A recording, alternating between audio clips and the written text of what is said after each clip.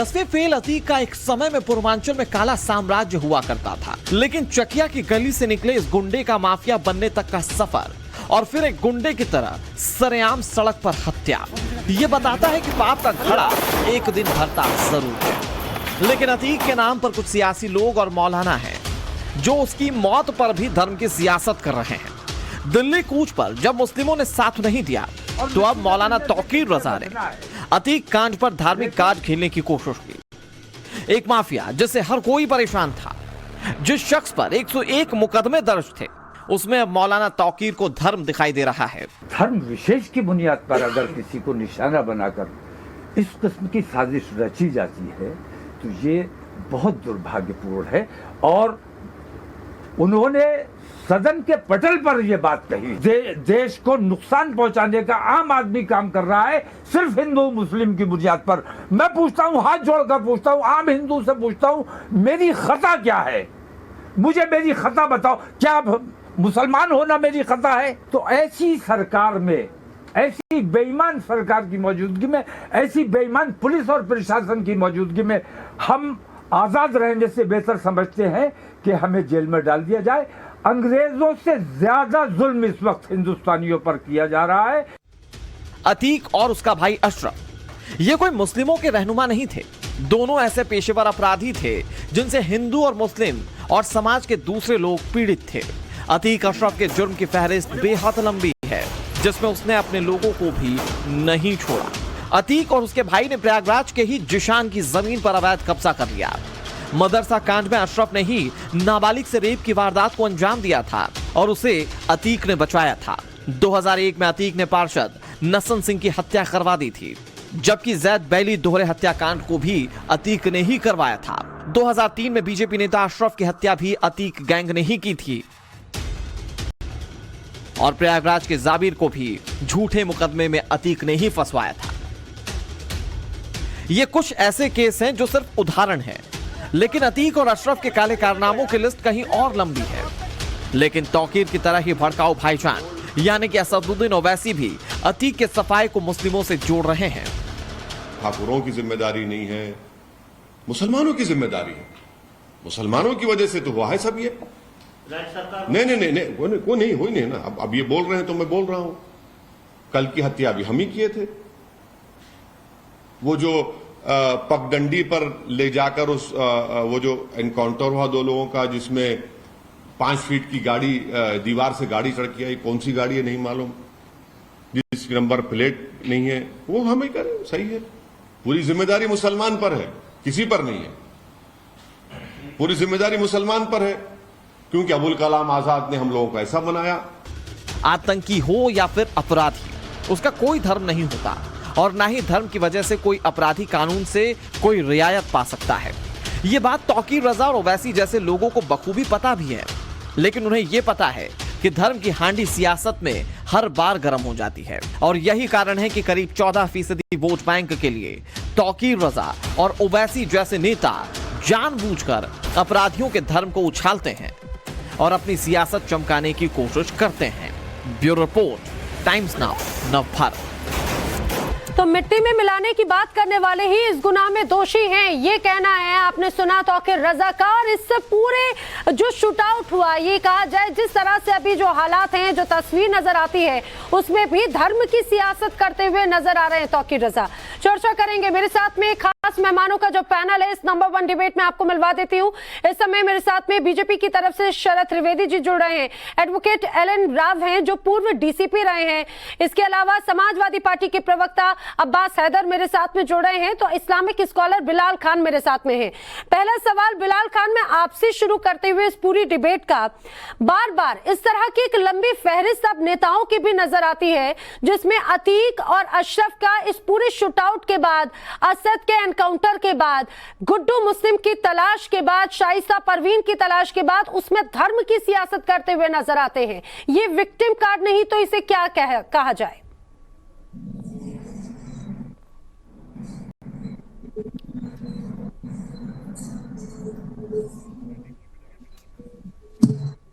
बिलाल खान से शायद कुछ टेक्निकल इश्यू, उन तक आवाज नहीं पहुंच पा रही है, लेकिन यही सवाल अगर मैं अब्बास हैदर आपसे कहूं कि इस तरह की सियासत को लेकर क्या कहा जाएगा?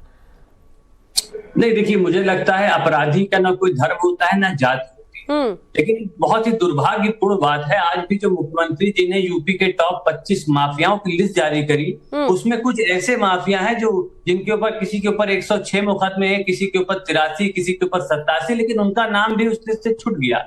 ये क्यों छूटा है? जानबूझकर छोड़ा गया है या किसी के संरक्षण में छोड़ा गया है? इसका जवाब मुझे लगता है भारतीय जनता पार्टी की सरकार को देना होगा।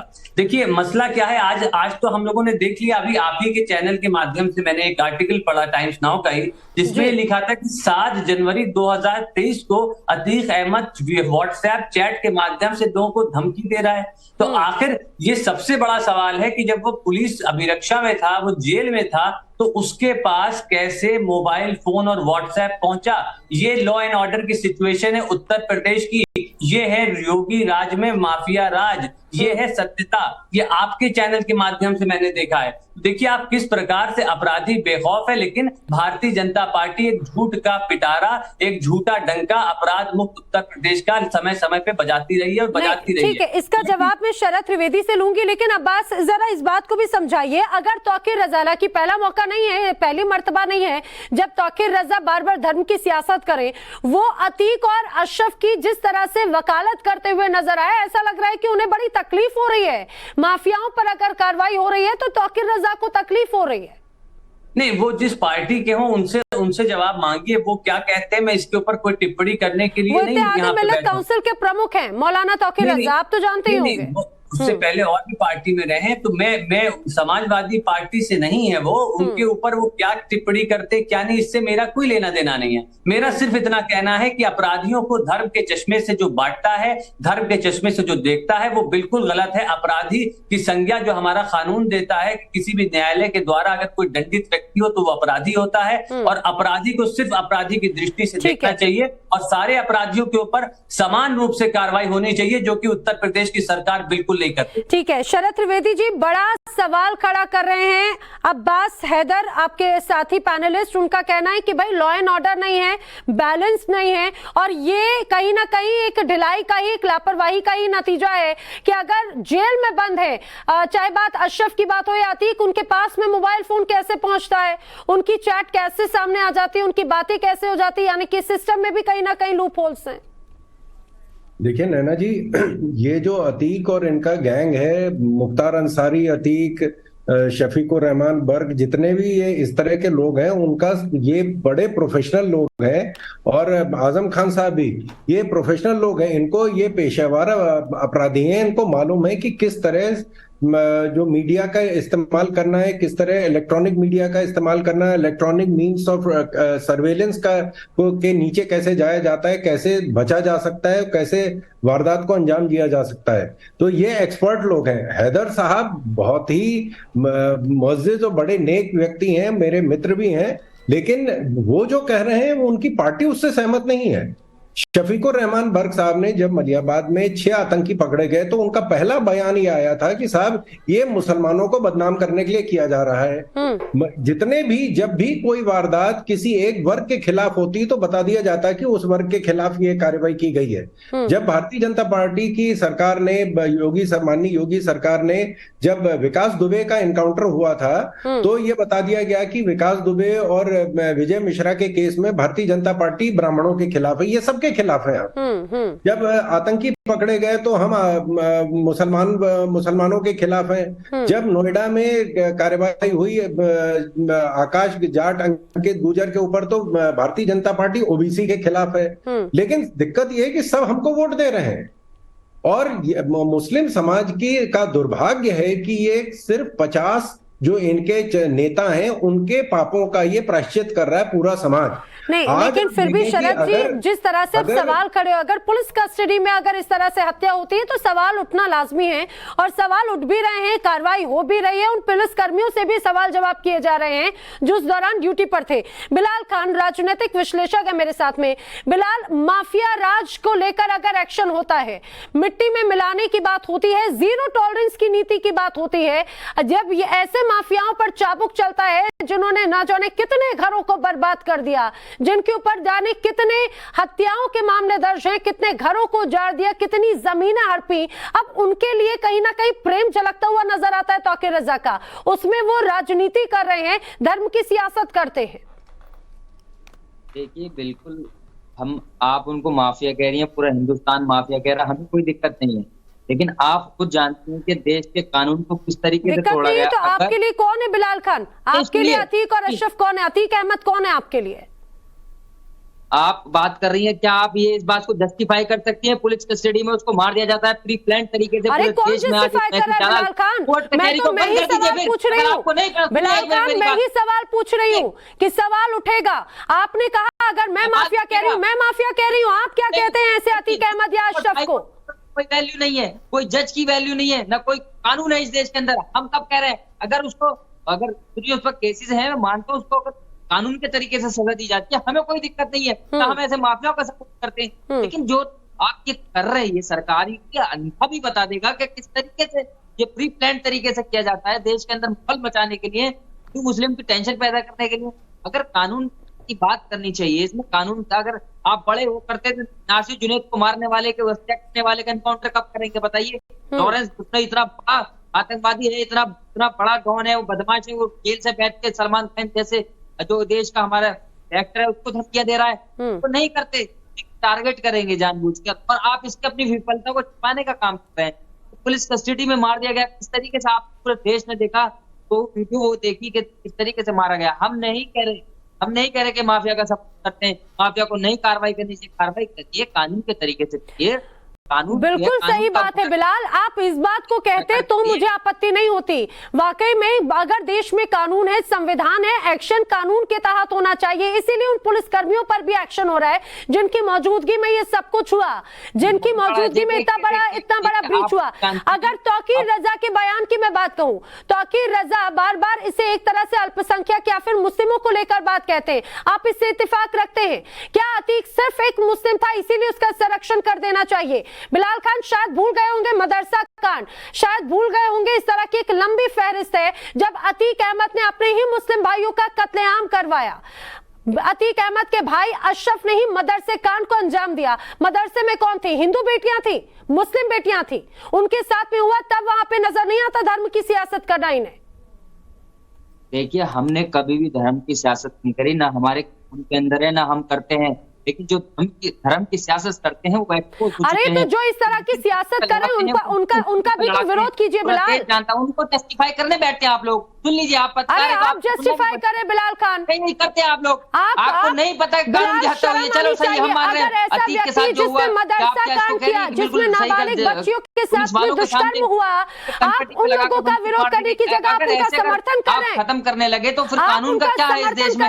कानून पे ताला लगा दीजिए, कुछ खत्म कर दीजिए, कोई नहीं है, कुछ भी नहीं है। लोगों को जस्टिफाई कर रहे हैं, शर्म आनी चाहिए बिलाल खान, आप ऐसे लोगों को जस्टिफाई कर रहे हैं।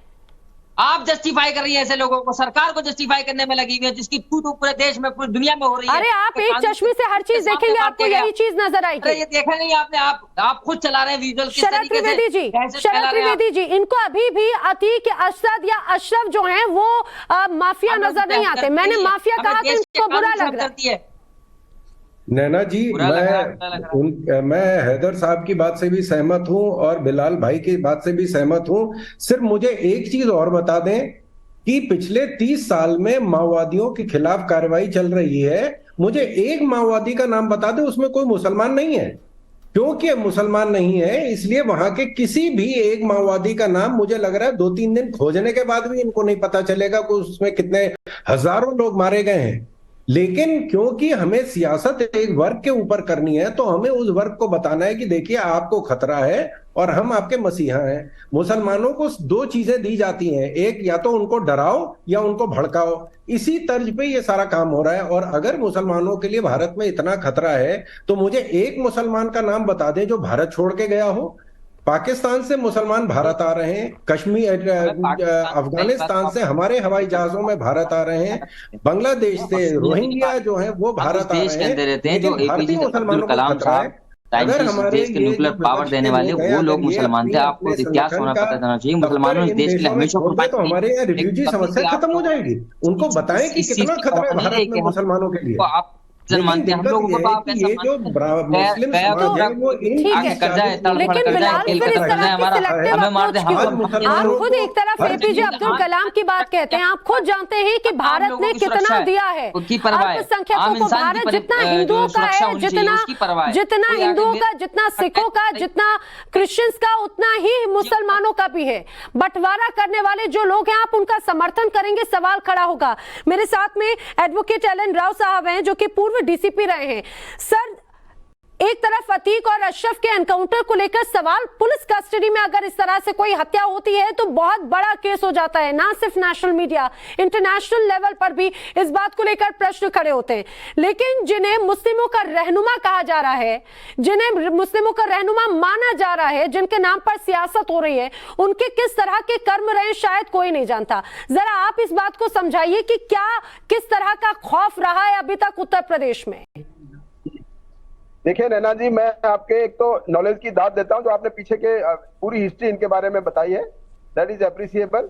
लेकिन मैं एक और बताना चाहूंगी कि जो इन्होंने जो आतंक मचाया हुआ था यूपी में with the political protection, so called जो भी पार्टी थी उनको प्रोटेक्ट कर रही थी, उनके आतंक मचाने से यहाँ के यूपी के बहुत से लोग बहुत दुखी थे, बहुत आतंकित थे, डरे हुए थे।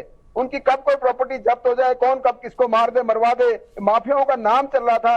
आप ये अंदाजा लगा लीजिए, ऐसे ऐसे खतरनाक इनके अतीक के रहे थे कि वो जेल में रहते हुए उनकी बेल की सुनवाई के लिए जजेस डरते थे कि हम इसकी केस की सुनवाई करेंगे और तो कुछ हो जाएगा। तो ये इतना डर इनका बैठा हुआ था, और उसके बाद कितने लोगों के इनके नाम से कतराते थे। जेल में रहते हुए ये जीतते थे, मतलब उनके डर की वजह से जीतते थे इलेक्शंस में। तो इनका कितना आतंक था वो तो सबको मालूम है, यूपी पुलिस को, यूपी के लोगों को सबको मालूम है। दूसरे जो यूपी पुलिस की कस्टडी में इनकी डेथ हुई है, no doubt there was negligence, और नेग्लिजेंस की वजह से कुछ लोगों के जो पुलिस ऑफिसर थे उनके खिलाफ कार्रवाई भी हो रही है। हमारे देश में कानून का राज है, इसमें कोई डाउट नहीं है। कानून और जो एडमिनिस्ट्रेशन हमारा चल रहा है, हमारे रूल बुक और कॉन्स्टिट्यूशन ऑफ इंडिया के लिहाज से चलता है। अगर उसमें यह है कि किसी की नेग्लिजेंस से ऐसा कृत्य हुआ है तो उसके लिए कार्रवाई हो रही है। तो ये कोई नया केस, एक केस नहीं है। दिल्ली में, यूपी में ऐसे बहुत से केसेस हो चुके हैं जो कस्टडी में बदमाशों ने मार दिया है। ये कोई इनका ये कहना कि पुलिस ने यही एक केस किया, ऐसा नहीं हो सकता। नहीं सर, लेकिन मैं आपसे ये सवाल जरूर पूछूंगी। बिलाल खान को बार बार जब अगर ये आपत्ति नजर आ रही है, इस बात को जरा ये समझाइए सर कि जब पुलिस कस्टडी में अगर किसी व्यक्ति की जान जाती है, चाहे वो उसकी हत्या होती है पुलिस कस्टडी में या सुसाइडल केस होता है, तो उसके आगे की प्रोसेस, आगे की कार्रवाई किस दिशा में जाती है? सर संक्षेप में प्लीज समझाइए। देखिए, पुलिस कस्टडी में जब भी कार्रवाई होती है, एक तो इसमें जुडिशियल इंक्वायरी होगी, और जो commission of inquiry already decide कर दिया गया है, वो इस बात की जांच करेगी किन परिस्थितियों में इसकी मौत हुई है। नंबर 2, वो अपनी रिपोर्ट 2 महीने के अंदर देगी। सीएम योगी आदित्यनाथ जी ने कॉन्स्टिट्यूट कर दिया है कमीशन ऑफ इंक्वायरी, वो करेंगे। उसके अलावा इन्वेस्टिगेशन जो है, जिन पुलिस ऑफिसर्स के कस्टडी में ये था, उनके अलावा इन्वेस्टिगेशन, इसके मर्डर की इन्वेस्टिगेशन किसी और ऑफिशियल या और किसी टीम को दी जाएगी, ताकि इसकी इन्वेस्टिगेशन इंडिपेंडेंटली की जाए। होपफुली ये इन्वेस्टिगेशन के लिए एसटीएफ बना दी गई है। 3 आदमी इसमें ऑलरेडी अरेस्टेड है, उन लोगों का करियर देखा जाएगा, मोटिव इसमें देखा जाएगा कि क्या मोटिव था, क्यों इन्होंने ऐसे मारा, और कैसे कैसे कोई उनके साथ भी थे या कोई इन्होंने कोई और इनकी कोई सपोर्ट करने वाले थे, फाइनेंस करने वाले थे, कोई भी मर्डर। यानी कि अब सर, अब जो आगे का प्रोसेस होगा वो जुडिशियल पूरा जो प्रोसेस है जांच के दायरे में आएगा। बाकायदा इसको लेकर ना सिर्फ एसटीएफ जांच कर रही है, एसआईटी गठित की गई है, बल्कि एक बाकायदा कमेटी का भी गठन किया गया है। लेकिन मुझे नहीं पता कि बिलाल खान आपको उस पर भी भरोसा होगा या नहीं। लेकिन अब्बास हैदर, बार बार वोट बैंक की राजनीति होती है, मुस्लिम वोट बैंक की, शायद यही एक वजह है कि एक चुनावी या राजनीतिक संरक्षण के चलते अतीक अहमद, मुख्तार अंसारी जैसे माफिया उत्तर प्रदेश में फलते फूलते रहे हैं। समाजवादी पार्टी पर आरोप लगता रहा है, इसके अलावा बसपा पर आरोप लगता रहा है कि उनका संरक्षण रहा। जिनको रहनुमा मानते थे उन्होंने भी कभी किसी की नुमाइंदगी नहीं की, जिन्हें रहनुमा मानते थे कभी भी उन्होंने दूसरों की मदद नहीं की, लेकिन फिर भी उनको संरक्षण दिया जाता रहा। अतीक अहमद अपना दल, जो कि भारतीय जनता पार्टी का एक सहयोगी दल है, केंद्र और राज्य में दोनों में मंत्री है उनका, उसके प्रदेश अध्यक्ष रहे हैं। अपना दल से विधायक रहे 2002 में, और समाजवादी पार्टी ने जब इन्हें निकाला था तो ये अपना दल में ही गए थे। ये भारतीय जनता पार्टी को भी तय करना होगा कि अपना दल के साथ वो अभी आगे रिश्ता रखना चाहते हैं कि नहीं रखना चाहते हैं। लेकिन देखिए पूरा सरासर मामला कानून व्यवस्था के फेलियर का है। सरासर मामला ये दिख रहा है कि उत्तर प्रदेश में जंगल राज पूरी तरह से है। कभी देखिए कल दिन दहाड़े एक बेटी रोशनी नाम की बीए की छात्रा, उसकी हत्या हो जाती है, कहीं एक परिवार के 4 लोगों की हत्या हो जाती है। ये स्थिति है उत्तर प्रदेश की। अब देखिए क्या है, अब ये इतना बड़ी घटना हो गई, पुलिस अभिरक्षा में पुलिस के सामने इतने बड़े हाई वैल्यू जो अपराधी थे उनकी हत्या हो जाती है, और उत्तर प्रदेश की सरकार, उत्तर प्रदेश की जो पुलिस व्यवस्था है वो हाथ पे हाथ धरे बैठी। अभी भी इन्होंने जिम्मेदारी लेने का काम नहीं किया, और उल्टा उत्तर प्रदेश सरकार के मंत्री इसको दैविक इंसाफ कहते हैं। ये उत्तर प्रदेश सरकार के हिसाब से इंसाफ है, यानी कि हत्या होना इंसाफ है। और आप जानती हैं कि अगर कोई कैबिनेट मंत्री इस बात को कहता है तो पूरी कैबिनेट की रिस्पॉन्सिबिलिटी होती है, कलेक्टिव रिस्पॉन्सिबिलिटी होती है। तो कहीं ना कहीं ये उत्तर प्रदेश सरकार मुझे लगता है कहना चाह रही है कि ये इंसाफ है। और अगर उत्तर प्रदेश में ऐसे इंसाफ होता है तो फिर कानून का राज उत्तर प्रदेश में कहां रह गया, कहां रूल ऑफ लॉ है, कहां संविधान का राज रह गया उत्तर प्रदेश में। उत्तर प्रदेश में अराजकता है और अपराधियों का राज चल रहा है उत्तर प्रदेश में। आज जो अपराधियों की लिस्ट जारी हुई उसमें उन अपराधियों का नाम क्यों नहीं है? 100 से अधिक मुकदमे हैं ब्रजेश सिंह के खिलाफ, और ऐसे कितने अपराधी हैं? अब्बास सैगल, जरा इस बात को भी बताइए, इस बात को भी बताइए, अगर लॉ एंड ऑर्डर नहीं है, अगर सुरक्षा नहीं है, तो आखिर जनता क्यों बार बार साथ दे देती है? इस बात को बताइए। अगर जब ये कहा जा रहा है 2017 से पहले का उत्तर प्रदेश और 2017 के बाद का उत्तर प्रदेश, अगर ये तस्वीर नजर आती है तो उसको लेकर आप क्या कहेंगे? शरद त्रिवेदी जी को जरूर जवाब दीजिएगा, क्योंकि ये बात शरद त्रिवेदी ने भी उठाई थी। अब मैं चाहूंगी जरा वो भी बीच में आए, क्योंकि उन्होंने कहा कि पहले और लॉ एंड ऑर्डर में और अभी के लॉ एंड ऑर्डर में जमीन आसमान का अंतर है। पहले जो माफिया राजों का दबदबा हुआ करता था, और अब माफिया ही जो है वो खौफजदा है। नैना जी, हमारे समय में पूरी तरीके से अपराध रजिस्टर किए जाते थे। अगर आप महिलाओं के प्रति अपराध की बात करें तो 2015 और 2019 के बीच में 66% का इजाफा हुआ है उत्तर प्रदेश में। उत्तर प्रदेश में हर प्रकार का अपराध लगातार बढ़ रहा है। ये झूठा प्रोपेगेंडा है कि उत्तर प्रदेश में अपराध कम हुआ है। सत्यता ये है कि जमीन पे उत्तर प्रदेश में अपराध बढ़ा है। और अगर आपको नहीं यकीन है तो आप उत्तर प्रदेश का कोई भी अखबार उठा करके देख लीजिए, आप लोकल पेज लीजिए, प्रयागराज, वाराणसी, लखनऊ, गोरखपुर, आप देखिए किस प्रकार से अपराध उत्तर प्रदेश में रोजाना होते हैं। शरद त्रिवेदी। नैना जी देखिए, अपराध में एनसीआरबी की रिपोर्ट है, हम सब उसको पढ़ सकते हैं। उसकी क्या रिपोर्ट है वो पढ़ ले। 41% उत्तर प्रदेश में दंगे खत्म हुए, क्योंकि दंगे भी अपराध में आते हैं। उत्तर प्रदेश में आतंक की एक घटना नहीं घटी है पिछले 7 साल में, आतंक भी अपराध में आता है। उत्तर प्रदेश में हमने 60,000 लोगों को गुंडा एक्ट में बंद किया है, 800 लोगों पे रासुका लगा है, और 1700 इनकाउंटर हुए जिसमें 250 लोगों को मारा गया है, अपराधियों मारा गया, और उसमें हमारे भी 14 सिपाही शहीद हुए हैं। तो उत्तर प्रदेश में जिस तरह का गुंडा राज, जिस तरह का माफिया राज था, उसी को खत्म करने के लिए भारतीय जनता पार्टी को जनता ने 2 बार उत्तर प्रदेश में देता है और 2 बार केंद्र में लेके आए हैं। उत्तर प्रदेश आज जो है 33 लाख करोड़ का अगर निवेश का केंद्र बन रहा है, तो वो सिर्फ उत्तर प्रदेश में जो माननीय योगी सरकार ने अपराध के क्षेत्र में काम किया है उसी का आज ये नतीजा मिल रहा है। आप देख लें कि जिस तरह की अभी बात हो रही थी कि साहब ये अतीक अहमद जो है वो मुसलमान था, और मुसलमान होने की वजह से किया गया। अमिताभ यश जो एसटीएफ के जो अध्यक्ष हैं, उन्होंने, डीजी एसटीएफ है, उन्होंने खुद कहा कि मैक्सिमम माइनॉरिटी के लोगों को इसने उनका अपहरण किया और उनसे वसूली करी है। 10 करोड़ का एक जो रंगदारी वसूली करी गई थी, वो बंबई में एक मुस्लिम उद्योगपति थे, उनसे इन्होंने वसूली करी है। और जो बलात्कार हुआ है मदरसे में 2007 में, उसमें भी ये शामिल है। और ये आम सी बात है कि साहब मदरसे में बलात्कार जो है वो और किसी वर्ग या धर्म का नहीं होगा, लेकिन अगर हमको सियासत और राजनीति इनके ऊपर करनी तो हम तो दिखा सकते हैं कि साहब सारा अत्याचार इनके ऊपर हो रहा है। मुस्लिम आबादी आजादी के समय में 3 करोड़ थी, आज 22 करोड़ से ऊपर पहुंच गई है। मुसलमान जो है आज 37% जितने भी केंद्र और राज्य सरकार की स्कीमें, उसमें बिलाल खान भी कुछ कहना चाह रहे थे। बिलाल जी। देखिए नैना जी, देखिए बिल्कुल मैं ये कहना चाहूंगा, जो सच्चाई है उसको बयां करना चाहिए। हम किसी भी माफिया से कभी भी गलती नहीं की, ना कभी करेंगे। हम ये कह रहे हैं कि किस तरीके से पुलिस प्रशासन की नाकामयाबी रही है और सरकार की विफलता रही है कि पुलिस के घेरे के अंदर किस तरीके से आउट किया गया है, चाहे कोई भी इंसान हो, हत्या होती है। इसके लिए देखिए, जब आतंकवादी था एक के लिए भी एक वकील दिया गया था, तो वकीलों की बिलाल, मैं बिल्कुल बात आपकी मान रही हूँ कि अगर पुलिस कस्टडी में अगर किसी की जान गई, पुलिस कस्टडी में अगर किसी की हत्या हुई, मैं मान रही हूँ आप, और इस बात को लेकर तो सवाल खड़े हो ही रहे हैं, इस बात को लेकर एक्शन हो रहा है और जांच भी हो रही है।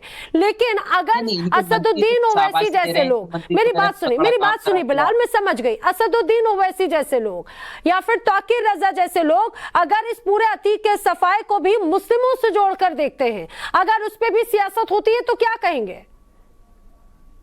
ये तो तुष्टीकरण की राजनीति नजर आती है। फिर तुष्टीकरण की राजनीति तो सबको मालूम है मैडम, कौन करता है तुष्टीकरण की राजनीति? यही लोग करते हैं।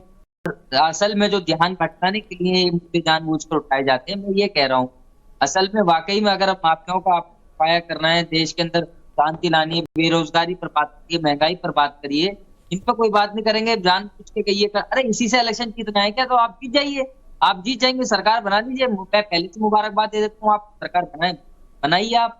लेकिन आपको ये सोचना होगा कि जो आम लोग हैं उनके अंदर एक दहशत पैदा हो चुकी है। पुलिस प्रशासन के अंदर इतना बड़ा माफिया, वो सेफ नहीं, उसको मार के चले जाते हैं 3 बदमाश आकर और खुलेआम ये हो जाता है। तो क्या देश में ठीक है एलन राव साहब, बिलाल खान कह रहे हैं लोगों के मन में दहशत पैदा हो रही है। ये बस आखिरी सवाल, आखिरी की चर्चा के आखिरी का 1 मिनट है, जरा ये बताइए दहशत का मतलब क्या होता है? वो लोग जो घर में घुसकर लोगों का अपहरण कर लेते थे, फिरौती के नाम पर गोलियों से भून आते थे, जो राजूपाल हत्याकांड जो हुआ था 5 किलोमीटर तक ताबड़तोड़ गोलियां थी, किसी का खौफ नहीं था, वो खौफ है या फिर आज है? लोगों के मन में डर कौन सा है?